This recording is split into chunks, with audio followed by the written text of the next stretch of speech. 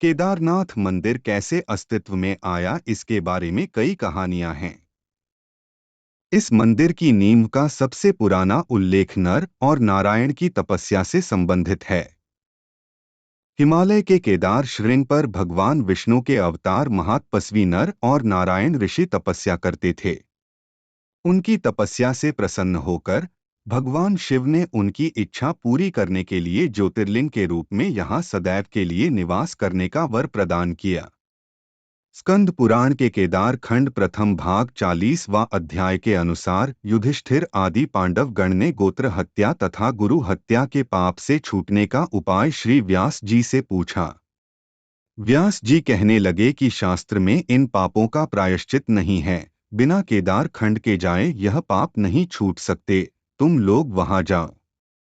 निवास करने से सब पाप नष्ट हो जाते हैं तथा वहां मृत्यु होने से मनुष्य शिव रूप हो जाता है, यही महापथ है।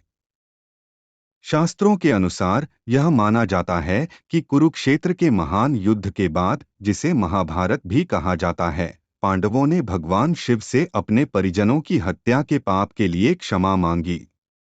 बनारस में भगवान शिव नहीं मिलने के बाद पांडवों ने सर्वशक्तिमान की तलाश में हिमालय की यात्रा की।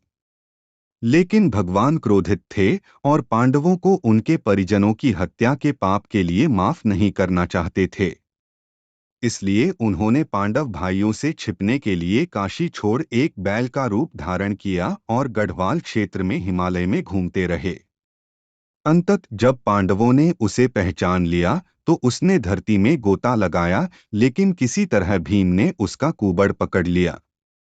बैल के अन्य अंग अन्य स्थानों पर दिखाई दिए। केदारनाथ में कुबड़, मध्य महेश्वर में नाभि, तुंगनाथ में भुजाएं, रुद्रनाथ में मुख और कल्पेश्वर में बाल। इन स्थानों को मिलाकर पंच केदार कहा जाता है। ऐसा माना जाता है कि मूल केदारनाथ मंदिर पांडवों द्वारा बनाया गया था, जहां कुबड़ दिखाई दिया था। वर्तमान केदारनाथ मंदिर आदि शंकराचार्य द्वारा बनाया गया था, जिन्हें इस प्राचीन मंदिर की महिमा को बहाल करने का श्रेय दिया जाता है।